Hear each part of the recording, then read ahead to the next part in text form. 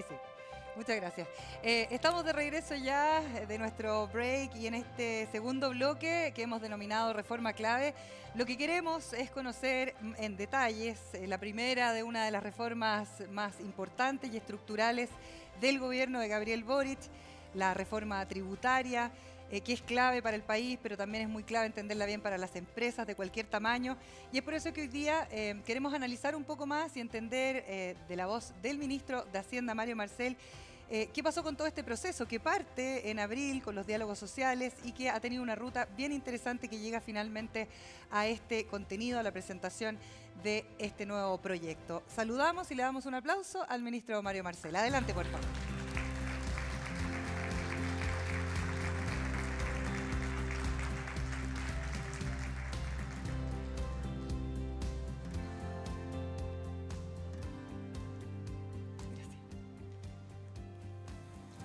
Muy bien, muy buenos días. Es un gusto y un honor estar con ustedes esta mañana en esta reunión tan importante de creadores, empresas, gente que está innovando en esta región del Biobío. Para mí también esto refleja en buena medida algo que para mí es un principio bien central, que es que la economía no ocurre en un espacio abstracto. La economía ocurre en el territorio. Es en el territorio donde se produce, donde se consume, donde se crea, donde se innova.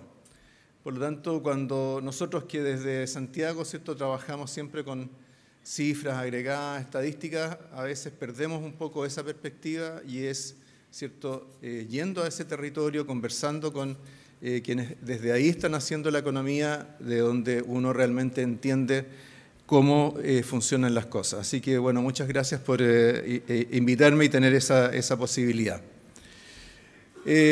Quisiera en esta oportunidad conversar con ustedes sobre reforma tributaria, que es un tema, ¿cierto?, bien central, que está actualmente en discusión en el Congreso. Y para eso quisiera partir por lo más básico, que es para qué se está haciendo una reforma tributaria.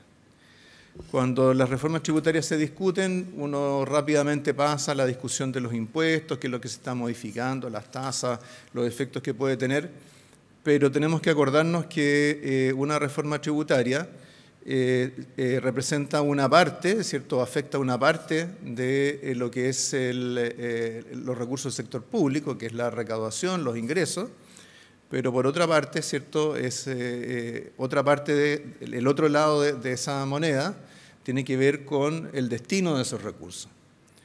Esta reforma tributaria no se hace por el ánimo de recaudar más, se hace porque el país necesita más recursos, necesita un mayor compromiso de parte del Estado en una serie de tareas, muchas de ellas que tienen que ver con la experiencia que hemos tenido en los últimos años, estallido social, pandemia, desafíos a nivel internacional, pero que tienen que ver también con algunos desafíos para la propia economía. La reforma tributaria tiene como propósito, cuantitativamente, recaudar alrededor de 4% del producto en un plazo de 5 años.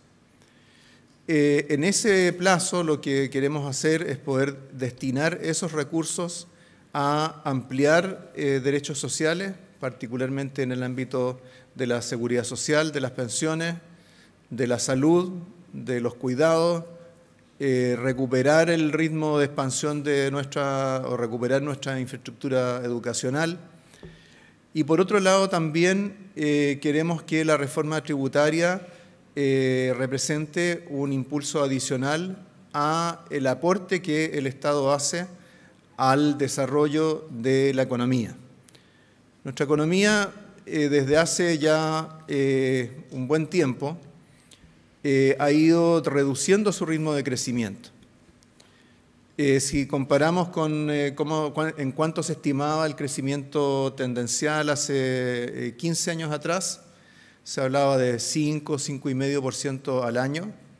Hoy día hablamos de 2,5% al año. Eso en un plazo bastante breve, en un plazo de 15 años. Si nos adentramos en por qué eso ha ocurrido, hay una parte que tiene que ver con la evolución de la población en edad de trabajar, un fenómeno demográfico, ¿cierto? Pero hay otra parte que tiene que ver con la inversión. La inversión dejó de crecer en relación al producto ya hace 10 años atrás, y sobre todo a la productividad, porque el promedio de crecimiento de la productividad en los últimos 10 años ha sido igual a 0.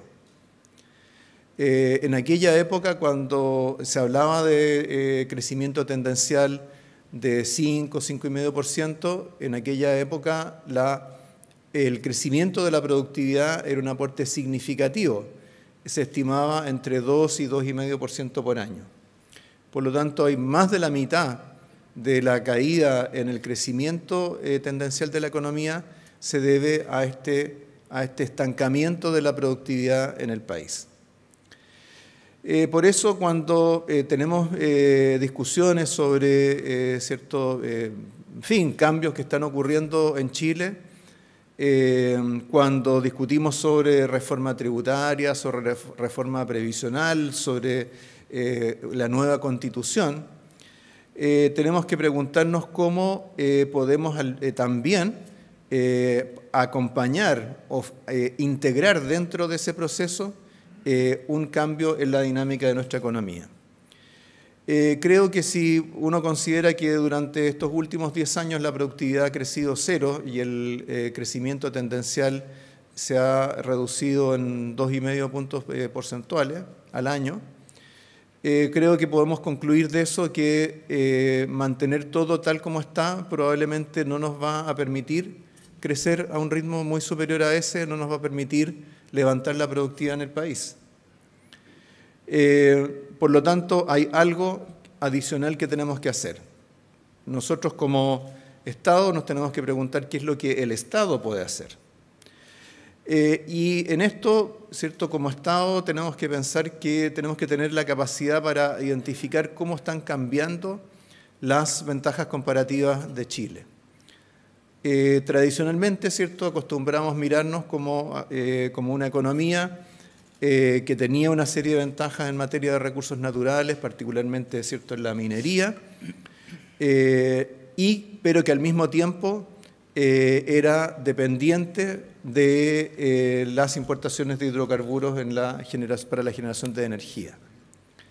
Esa ha sido la realidad en la cual vivimos durante mucho tiempo y por lo tanto que explica, ¿cierto?, que cuando, como ha ocurrido recientemente, tenemos aumento de los precios del petróleo, entonces tenemos problemas, tenemos que generar mecanismos de estabilización, de contención, pero eso no nos da para ir mucho más allá, ¿cierto?, de influir sobre los precios que enfrentan las personas, los precios que enfrentan las pequeñas empresas, pero no podemos cambiar eso directamente.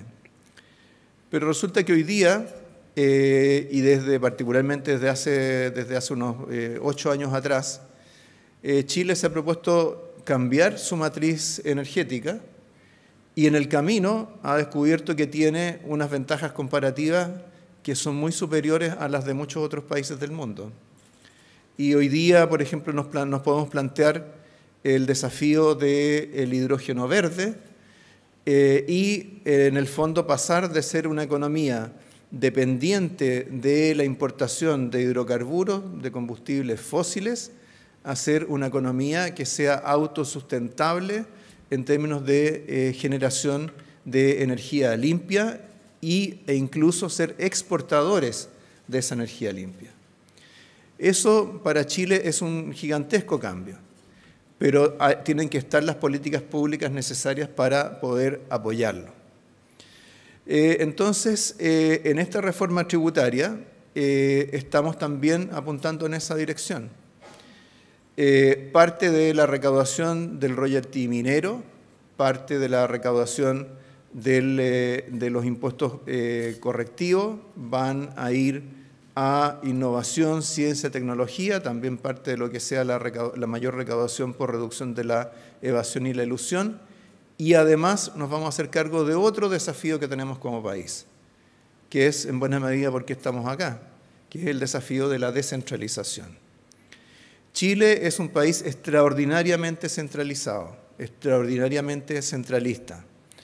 Y lo digo no repitiendo, ¿cierto?, algo que nos lo decimos nosotros los chilenos muchas veces, y sobre todo usted en regiones seguro que mucho más. A mí me tocó trabajar en la OCDE durante 3 años y medio. Ahí me encontré con Ignacio Briones, que era embajador de Chile en esa época. Y me tocó ser subdirector del Directorado de Gobernanza y Desarrollo Territorial.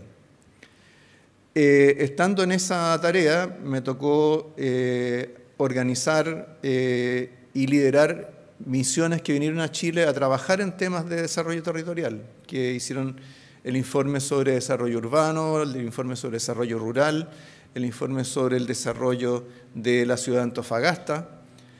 Y cuando venía con esas misiones, con expertos en materia de desarrollo territorial de la OCDE y de países de la OCDE que formaban parte de esas misiones, la verdad es que ellos quedaban choqueados al ver nuestra realidad. Ellos hacían preguntas que parecían cosas relativamente simples, ¿no? Por ejemplo, bueno, ¿cómo se genera una alianza estratégica entre el gobierno regional y el sector privado para desarrollar determinados proyectos? Las explicaciones que escuchaban de los CEREMI, de las autoridades regionales, eran kafkianas, ¿no? Ellos les costaba entender que fuera tan complicado hacer algo que debería ser simple. Entonces, la reforma tributaria lo que va a hacer también es que va a canalizar recursos hacia las regiones. La reforma tributaria va a destinar una parte importante de la recaudación del royalty minero y de los impuestos correctivos, la va a dedicar la va a transferir a las regiones como ingresos propios. Como producto de esto, los gobiernos regionales van a duplicar sus ingresos, pero lo van a duplicar sobre la base de ingresos propios. Por lo tanto, van a tener mucha más autonomía para poder disponer de ello. Ahora, para que eso tenga un marco adecuado, tenemos que hacer otra cosa, que también forma parte de la agenda de la reforma tributaria, que es proponer al Congreso Nacional una ley de rentas regionales. Hoy día, ¿cierto?, como ustedes saben, los presupuestos de los gobiernos regionales tienen una ubicación en el presupuesto nacional que es equivalente a la de cualquier servicio público.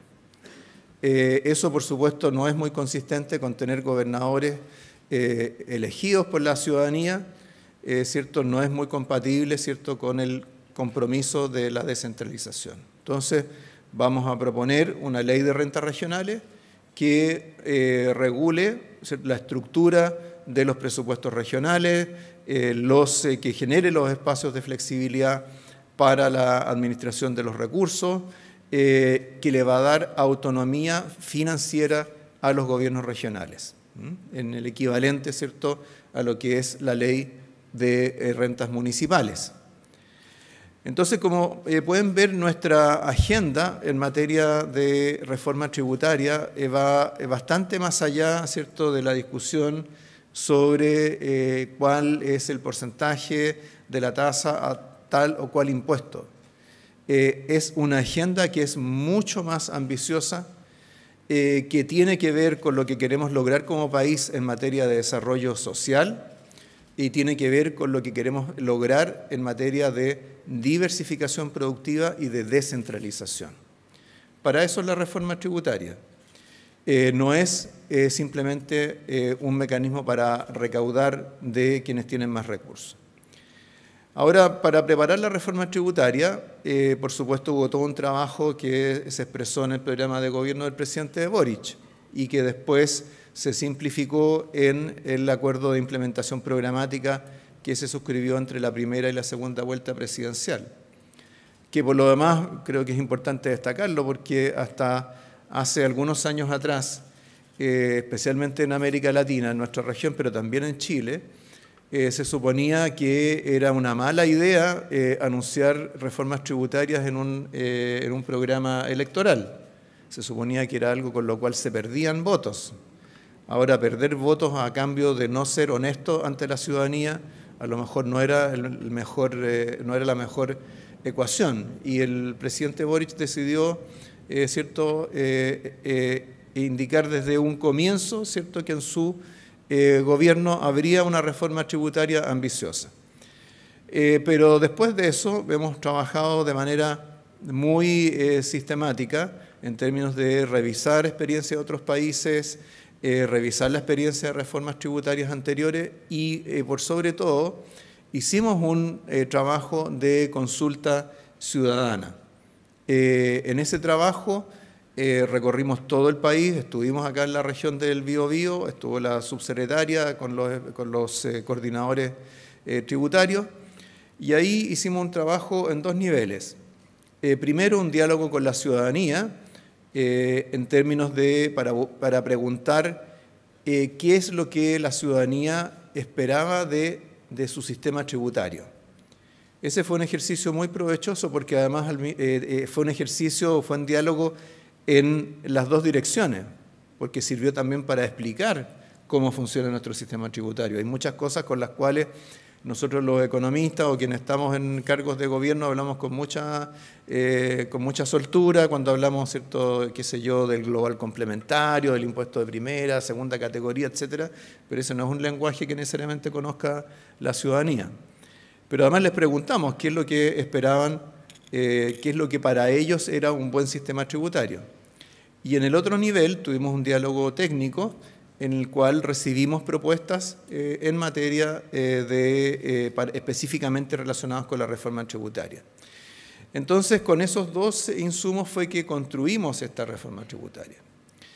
¿Eso qué significa? Significa que, en términos de los objetivos, esta es una reforma tributaria que no solamente busca recaudar, que es cierto en los órdenes de magnitud que mencionaba anteriormente, sino que también busca fortalecer el sentido de equidad, de justicia en materia tributaria, un tema que se nos enfatizó mucho en estos diálogos. ¿Qué es lo que significa o qué es lo que la gente entiende por equidad y justicia tributaria? No es solamente una cuestión de progresividad del impuesto a la renta, sino que en particular que es limitar o evitar la elusión tributaria, el que quien tiene los recursos para contratar, ¿cierto?, las asesorías legales, contables, tenga la posibilidad de aprovechar los resquicios que deja el sistema tributario para pagar menos impuestos. Eso es algo que las personas lo perciben como particularmente injusto. Pero al mismo tiempo también, en estos diálogos, también se nos señaló con mucha claridad de que el sistema tributario genera obligaciones en ambas direcciones. No solamente genera obligaciones de los contribuyentes hacia el Estado, sino que también genera obligaciones del Estado hacia los contribuyentes. En otras palabras, ¿cierto?, la recaudación no es algo que la población nos regale para que nosotros hagamos lo que queramos.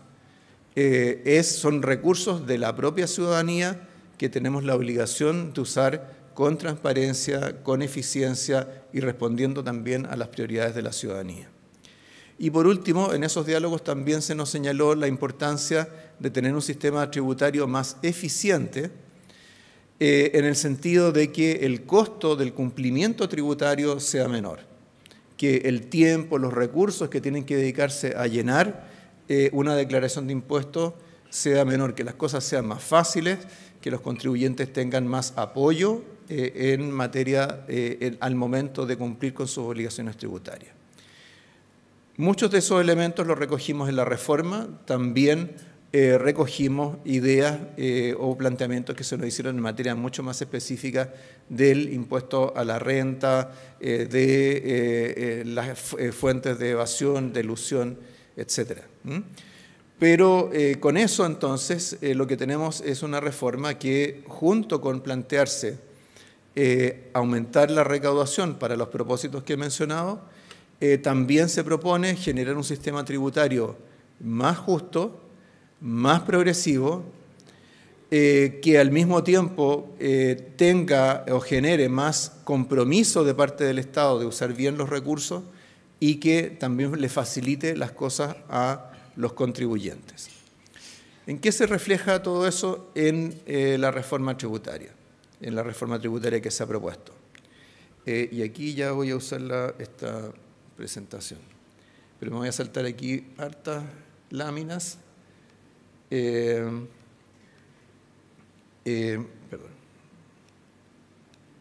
Ya.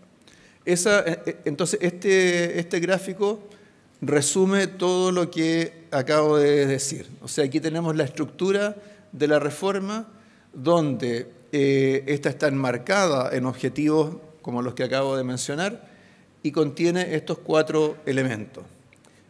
Aumento de tributación de las personas a través del impuesto a la renta y la creación del impuesto a la riqueza o al patrimonio, reducción de exenciones, reducción de la elusión, mejora de la fiscalización, la reforma del royalty o nuevo royalty minero e impuestos correctivos. Estos impuestos correctivos estas propuestas todavía no se han enviado al Congreso, solo los 3 primeros bloques están actualmente en el Congreso. Los impuestos correctivos son aquellos impuestos que buscan cambiar los precios relativos en la economía para inducir ciertos comportamientos de parte de las firmas, los consumidores, los trabajadores.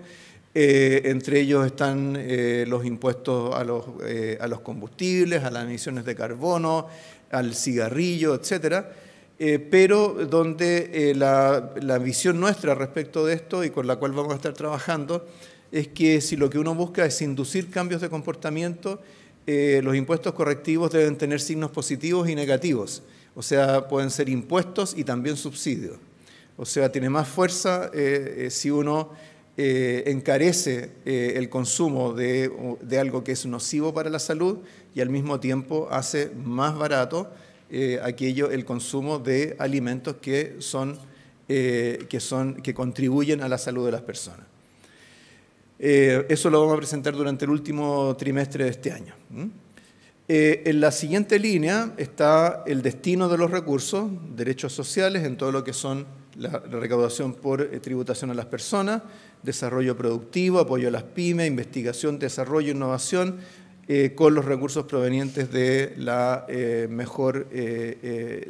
menor elusión tributaria, de la reducción de exenciones, el royalty minero financiando parte también de desarrollo productivo y desarrollo regional, los impuestos correctivos aportando también al desarrollo regional y a las inversiones en el medio ambiente. Y apoyando todo esto, medidas del lado del gasto, mejoras en la programación, transparencia, eficiencia presupuestaria, la ley de rentas regionales y mejoras en la sostenibilidad fiscal. Todo esto que está acá en esta parte de abajo es algo en lo cual ya estamos trabajando y ya se han presentado propuestas al Congreso. En el Congreso ya tenemos una reforma o indicaciones a un proyecto de reforma de la Ley de Responsabilidad Fiscal que mejora la calidad de nuestra regla fiscal, mejora el funcionamiento particularmente de uno de los fondos soberanos, introduce una cláusula de escape en caso de situaciones excepcionales para la regla fiscal, en fin. Entonces, lo que quiero decir es que esto no es simplemente una construcción, no es una construcción intelectual, es algo que lo vamos a ver todo reflejado en proyectos de ley en el Congreso. Y luego, en lo que se refiere a la estructura del régimen tributario, acá, entonces la reforma lo que está haciendo es, en contraste con lo que ha sido nuestro debate durante muchos años, entre la integración o la desintegración del sistema tributario, lo que está planteando es cambiar a un régimen dual. Un régimen dual es uno en el cual se grava de manera distinta los ingresos del capital a los ingresos del trabajo. Entonces, ¿en qué se traduce esto? En que en el caso tenemos todo ese sector azul que tiene que ver con los ingresos del capital, Entonces, tenemos que, por un lado, el impuesto a la renta corporativa, el impuesto de primera categoría, se está reduciendo de 27 a 25%. Entre medio se está creando esta tasa de desarrollo de 2% que la puede descargar la empresa íntegramente si la destina a inversiones en mejoras de su productividad, sean estas de investigación, desarrollo, capacitación, certificación, en fin, hay una larga lista de cosas que se van a poder hacer con cargo a esa tasa del 2%. Y luego los dividendos, es decir, las utilidades distribuidas, en lugar de ser grabadas con el global complementario, con su tasa marginal que llega hasta el 43%, van a ser grabadas con una tasa plana de 22%. Cuando esos dividendos se distribuyen a sociedades, particularmente cuando se distribuyen a otras sociedades de carácter pasivo, es decir, que más de la mitad de sus ingresos corresponden a ingresos por dividendos, intereses o arriendos, entonces van a pagar esta tasa adicional de 1,8% que se había definido a las utilidades retenidas, que como vamos a ver a continuación estamos cambiándola hacia hacer una tasa aplicada sobre el impuesto retenido. Las ganancias de capital también van a tributar bajo el régimen del impuesto a las rentas del capital. Los arriendos, los intereses todavía van a mantener el sistema vigente que es a través del global complementario. Y en el caso de los impuestos a los ingresos del trabajo, que es el sector verde de esta lámina, ¿cierto? Lo que tenemos es que en la escala del global complementario se va a modificar para aumentar las tasas marginales a partir de las rentas de 4 millones de pesos mensuales hacia arriba. Eso creo que estaba ahí en ese gráfico. Entonces, esto es lo que se ha descrito como el corazón de la reforma. Junto con esto hay una serie de medidas de reducción de fuentes de elusión, de mejora de la fiscalización, de reducción de exenciones. En esto hemos aprovechado mucho de lo que fueron las recomendaciones de la Comisión sobre exenciones que formó el entonces ministro Ignacio Briones. Hemos recogido muchas de esas recomendaciones, están incorporadas a este proyecto de ley, y eso va a representar una buena parte de la recaudación. Es decir, si volvemos a la estructura anterior de la reforma, lo que vamos a ver es que los 4 puntos del producto se descomponen en medio punto, que corresponde más o menos a lo que creemos que va a ser la recaudación neta de los impuestos correctivos, medio punto que va a corresponder al nuevo royalty minero. Del otro lado, más o menos algo más de un punto porcentual, 1,5 puntos, que va a corresponder a todas las modificaciones del impuesto a la renta más el impuesto a la riqueza, y la diferencia cercana a 2 puntos porcentuales va a corresponder a reducciones de la evasión, de la elusión y eliminación de exenciones. Entonces esa es la estructura de cómo esperamos recaudar estos fondos, y eso, ¿cierto? Si lo ligamos al destino de los recursos, entonces vamos a ver que buena parte, cerca de 2 puntos del producto, van a ir a financiar esta ampliación de los derechos sociales. Va a haber una fracción significativa que va a ir al financiamiento de los gobiernos regionales con esta duplicación de sus ingresos, y vamos a tener, ¿cierto?, una parte importante que va a ir también a fomentar la competitividad, la productividad de la economía, la diversificación productiva y el apoyo a las pequeñas y medianas empresas. Ese es el panorama general de esta reforma. ¿Y dónde estamos ahora? Esto empezamos a discutirlo a fines de julio. Se presentaron los proyectos al Congreso a comienzos de este mes. Ya ha ido avanzando la discusión de todo lo que son modificaciones en el impuesto a la renta, más evasión y elusión en la Cámara de Diputados. En este momento la Cámara de Diputados está en pleno proceso de audiencias, donde están participando especialistas, gremios, etcétera. En el Senado ya se hicieron las indicaciones al royalty minero. La comisión de Minería y Energía ya tuvo una primera presentación sobre la materia y va a comenzar ya el trabajo más sistemático sobre el proyecto la próxima semana. Al mismo tiempo, nosotros hemos formado, le propusimos a la Comisión de Hacienda de la Cámara de Diputados formar un grupo de trabajo con los asesores de las diputadas y diputados de la Comisión para discutir indicaciones. ¿Por qué? Porque algo que yo he dicho y me lo han puesto en varios titulares en estos días, nosotros no somos autocomplacientes respecto a este proyecto de reforma. No creemos tener la última palabra en todo lo que allí se propone, sino que hemos estado recogiendo diversas observaciones, sugerencias, críticas, por qué no decirlo, al proyecto y tenemos la voluntad de incorporar muchas de esas cosas a través de indicaciones, siempre tratando de mantener el sentido de la reforma a través de estos objetivos que mencionaba en un comienzo. Entonces, por ejemplo, en el caso de, a ver aquí un poquito más adelante,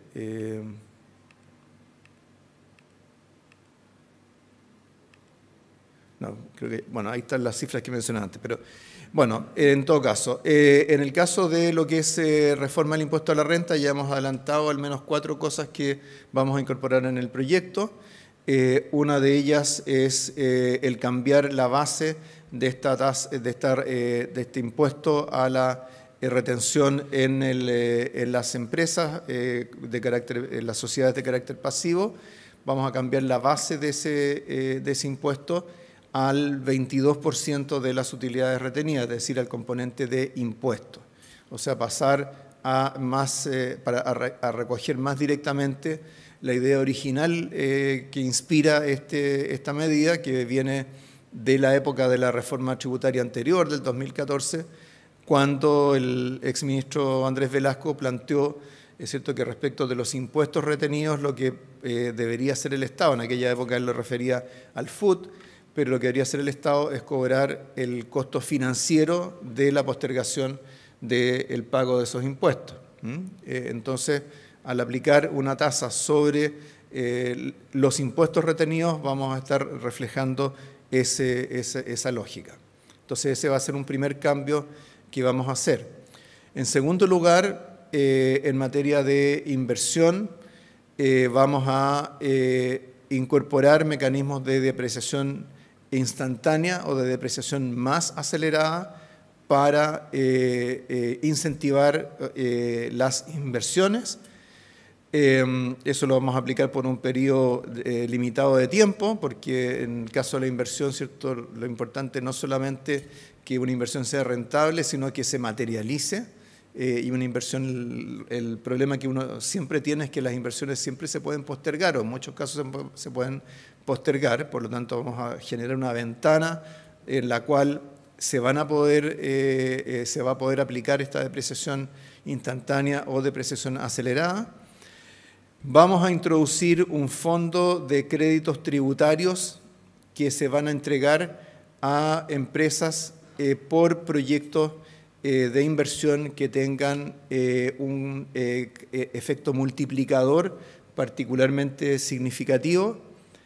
Eso lo que también va a hacer es ir más allá de lo que es la depreciación acelerada o instantánea. Vamos a generar un incentivo más directo aún para invertir en proyectos que tengan ese rol más estratégico en la economía, particularmente por su efecto multiplicador. Esos son algunos de los cambios que vamos a introducir. Al mismo tiempo tenemos una agenda de más incentivos a la inversión, que no pasa por el tema tributario. Tenemos, ¿cierto?, dentro de la reforma los incentivos que ya están a la mejora de productividad a través de la tasa de desarrollo y la ampliación del beneficio tributario a la investigación y desarrollo. vamos a triplicar el límite al uso de ese beneficio, vamos a ampliar o adecuar sus normas para que pueda ser utilizado también por empresas medianas y pequeñas, no solamente por las empresas más grandes. En fin, tenemos ahí una serie de iniciativas en esa materia que ya están incorporadas en el proyecto, pero que ahora se van a complementar con estas otras iniciativas. De esta manera, lo que esperaría es que de aquí a 2 o 3 semanas más vamos a tener ya un conjunto de indicaciones, lo más concordadas posible, al menos con los asesores técnicos de los parlamentarios.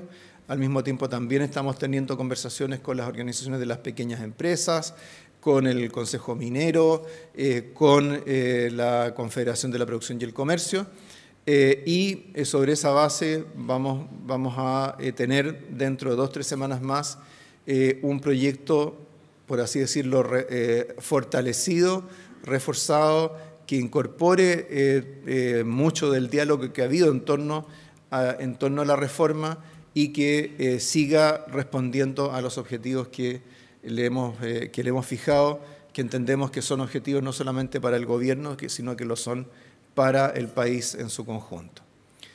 Se ha dicho mucho que el momento puede no ser el adecuado, porque la economía está débil, porque hay inflación, pero yo creo que en esto, y con esto termino, creo que en políticas públicas, y cuando uno está en el gobierno, tiene que ser capaz de hacer 2 cosas. Tiene que ser capaz de lidiar con la coyuntura y tiene que ser capaz de hacer los cambios que el país espera. Tiene que ser capaz de mirar a largo plazo también.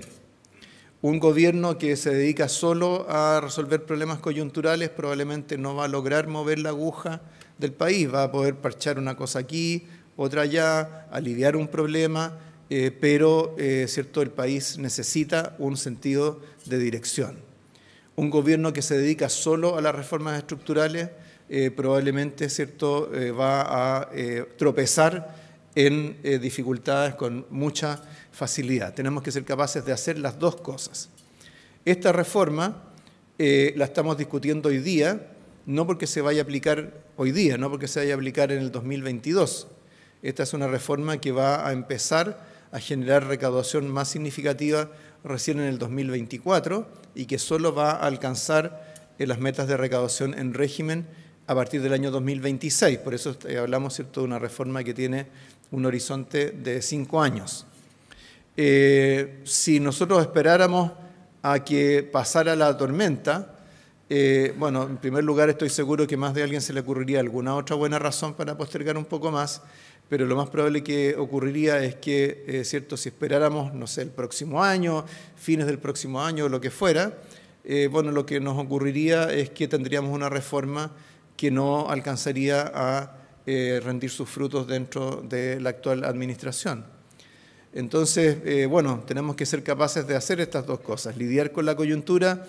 Para eso tenemos los mecanismos, los instrumentos, las decisiones de política que estamos tomando, por ejemplo, en materia de consolidación fiscal durante este año, y al mismo tiempo, ¿cierto?, estamos mirando, estamos impulsando reformas de más largo plazo, entre las cuales está la reforma tributaria y además todas las demás reformas que se van a alimentar con los recursos que genere la reforma tributaria.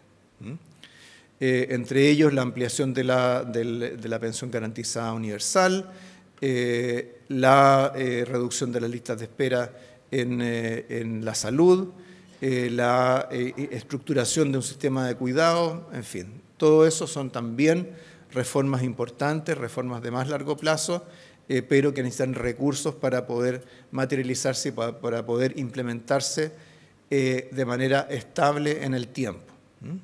Y eso es, en definitiva, lo que tratamos de hacer en el manejo de las finanzas públicas. Actuar con responsabilidad para que lo que se plantea a la ciudadanía, las reformas que se impulsan, lo que se le plantea al Congreso, sea capaz de sostenerse en el tiempo.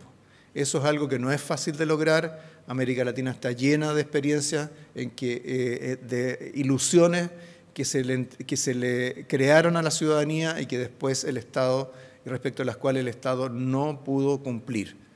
Nosotros queremos cumplir, para eso necesitamos reforma tributaria, para eso necesitamos los recursos para realizar las demás reformas que el país espera. Con eso termino y creo que vamos a tener un par de preguntas, así que muchas gracias. Gracias, ministro. ¿Se quiere quedar ahí? Nos sentamos acá, como usted quiera. Tiene un par de minutitos todavía. Hay algo que usted ya nos anunciaba y que tiene que ver con la ley de rentas regionales. Era una de las grandes inquietudes que conversábamos ayer con parte de quienes integran la CPC Biobío. ¿Cómo promover finalmente que efectivamente las personas, y no solamente estamos hablando de pequeñas empresas, sino que se decidan a generar negocios en regiones? Y ahí nos gustaría conocer un poquito más en detalle cuál va a ser la propuesta y más o menos los tiempos que tienen estimados. Sí. Bueno, hay una parte importante, ¿cierto?, que tiene que ver con darle a generar para los gobiernos regionales las herramientas para las que puedan, ¿cierto?, contribuir al desarrollo de su región o promover el desarrollo de su región. Creo que hay una parte importante de eso, o la manera de reflejar la descentralización, es decir, nosotros no le vamos a decir a los gobiernos regionales lo que tienen que hacer. Son los gobiernos regionales trabajando con la comunidad, la ciudadanía, con la comunidad empresarial en su región, que deben ser capaces de encontrar cuáles son las teclas más relevantes. Las regiones de Chile tienen vocaciones muy distintas, y por lo tanto tenemos que ser capaces de reconocer esa diversidad. Por eso cuando trabajemos la ley de rentas regionales, por supuesto, en la estructura de ingresos va a haber todavía, ¿cierto?, va a haber transferencias condicionadas para ciertos propósitos, van a haber transferencias no condicionadas y van a haber ingresos propios. En el manejo de esos distintos fuentes de ingresos, entonces las regiones van a tener distintos grados de autonomía. En las condicionadas, ¿cierto?, van a requerir, van a responder a un cierto propósito que sea generado por el gobierno nacional. En otras buscarán acuerdos y complementación con otros niveles de gobierno, y en otras simplemente serán proyectos que la región se planteará en función de sus alternativas y sus oportunidades de desarrollo. ¿Y cuáles son los plazos que se ponen? Nosotros esperamos tener el proyecto de ley de rentas regionales a fines de este año. Con seguridad va a tomar un tiempo su tramitación legislativa, pero esperamos ¿cierto?, que los parlamentarios sean particularmente receptivos a esto, porque tenemos que acordarnos que la idea de una ley de rentas regionales partió hace unos 6, 7 años, probablemente José Miguel Ortiz ahí se debe acordar porque está en el Congreso en esa época. Partió con el tema de la elección de los gobernadores, pero la ley de rentas regionales se ha ido quedando atrás. Entonces ya es el momento de hacer una propuesta al país. El hecho de que eso se vaya a hacer hacia fines de este año también va a poder recoger el resultado del plebiscito, porque en la propuesta de nueva constitución hay una serie de temas adicionales respecto de la autonomía financiera de los gobiernos regionales que no están en la constitución actual. Por ejemplo, bueno, se ha dicho mucho que con la nueva constitución va a haber una especie de crisis fiscal subnacional, pero en realidad lo que se plantea en la nueva constitución es que los gobiernos regionales se van a poder endeudar para ciertos propósitos, cumpliendo con una serie de requisitos y en el marco de la legislación que se tiene que dictar al efecto. Entonces, si la Constitución se aprueba, cosa que dependerá del plebiscito del 4 de septiembre, tendríamos que incorporar dentro de ese proyecto de ley de rentas regionales digamos, varias de las cosas adicionales que establece la propuesta de nueva Constitución. O sea, si se aprueba la nueva Constitución, podría ser incluso más complejo el que se apruebe en el Congreso esta ley de rentas regionales, porque traería más implicancia. O sea, no necesariamente, porque yo creo que es muy importante, si se aprueba la nueva Constitución, que las normas que tienen implicancias económicas se propongan y se aprueben en el Congreso lo antes posible, ¿cierto? Para reducir la incertidumbre en la economía. En torno al tema de la descentralización fiscal en particular, hay mucha gente que tiene temores por experiencias que ha habido en otros países en América Latina. Mi impresión, conociendo mucho de esas experiencias por las distintas instituciones en las que he trabajado y en los temas en los que he trabajado, es que si uno tiene una buena ley marco para regular la gestión financiera de los gobiernos regionales, puede evitar ese tipo de situaciones y al mismo tiempo avanzar significativamente en materia de descentralización, avances que francamente no hemos tenido en varias décadas. O sea, entre la reforma constitucional que creó los gobiernos regionales en el 91 y la elección de los gobernadores regionales, prácticamente en materia de descentralización no tuvimos ningún avance. Entonces, para ser el país más centralista de América Latina es algo que nos pesa, y que nos pesa no solamente en términos de la vida cotidiana de las personas, le pesa a la economía. ¿Ah? O sea, una economía en la cual es cierto, se pueden aprovechar mejor las ventajas comparativas que hay en sus distintos territorios, va a ser una economía que al final va a ser más competitiva que una que tiene que cargar con el peso del centralismo. Ministro Marcel, por último, preguntarle un poco por el tema que lo mencionaba Álvaro al comienzo, pero usted no estaba, que tiene que ver con el tamaño de las empresas. Tributariamente, de repente uno dice, pucha, yo paso a ser gran empresa, o no, está lleno de aquí de fundadores de startups, muchos salen a buscar finalmente levantar financiamiento fuera del país, porque al parecer el corte, ¿no es cierto?, de cómo se estiman las cargas impositivas para las empresas es un poco amplio, ¿no? Y de repente afecta que uno pasa a ser gran empresa y no tiene la capacidad de una gran empresa grande como las otras que también están dentro de esa categoría. ¿Hay alguna manera de poder afinar eso, quizás poner un poco de ojo en la industria, la cantidad de trabajadores, el corte del tipo de empresa, porque hoy día además tenemos startups que trabajan con trabajadores que están en otras partes del mundo? ¿Se pueden fijar un poco en eso? ¿Hay algo en el gobierno ahí para prestarle atención? Sí, esta es una pregunta bien importante porque lo que usted comenta como sensación de los emprendedores es algo que tiene una expresión cuantitativa. Cuando hablamos de que en Chile la productividad está estancada en los últimos 10 años, cuando uno va a mirar los microdatos, cosa que hicimos en el Banco Central cuando yo era presidente del banco, lo que uno ve es que cierto, a nivel de firmas hay 2 o 3 formas a través de las cuales aumenta la productividad. Uno es a través de la sustitución de empresas que salen que son muy improductivas y empresas que entran que son más productivas. Empresas productivas que crecen o empresas que internamente aumentan su productividad. Esas son como las 3 formas a través de las cuales, cierto, a nivel micro aumenta la productividad. Y lo que observamos en Chile es que lo que menos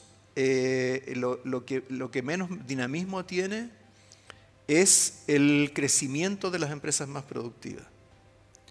Es decir, parece haber ahí una suerte de barrera al crecimiento que en definitiva se traduce, ¿cierto?, en este estancamiento de la productividad a nivel más global.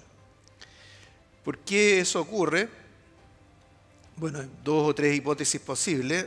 Una es algo que tiene que ver con su pregunta, que es que nosotros tenemos una serie de regímenes favorables a la pyme, que, en fin, tienen su lógica en términos de apoyar a las pequeñas empresas que tienen más dificultades, pero que significa que para una empresa que crece se traduce en una suerte de impuesto, porque pasa, ¿cierto?, a regímenes tributarios distintos, a regímenes regulatorios distintos, entonces tiene un costo crecer. Un segundo elemento tiene que ver con la movilidad de los factores, es decir, hasta dónde las empresas más productivas son capaces de atraer trabajadores más calificados, atraer financiamiento, y tenemos ahí algunas dificultades. Por ejemplo, también en el trabajo que hicimos en el Banco Central ligado a este análisis de microdatos, nos dimos cuenta que en Chile hay una gran movilidad laboral. O sea, en Chile más o menos un 30% de los trabajadores se cambia de empleo en el curso de un año, pero esos trabajadores no se van necesariamente a empleos más productivos o mejor remunerados. O sea, tenemos como una suerte de movilidad espuria, por así decirlo. Y lo tercero es que en la medida que una firma crece, pasa a ser competidora en mercados donde puede haber ciertas firmas más grandes que son dominantes en sus mercados. Y concentración económica.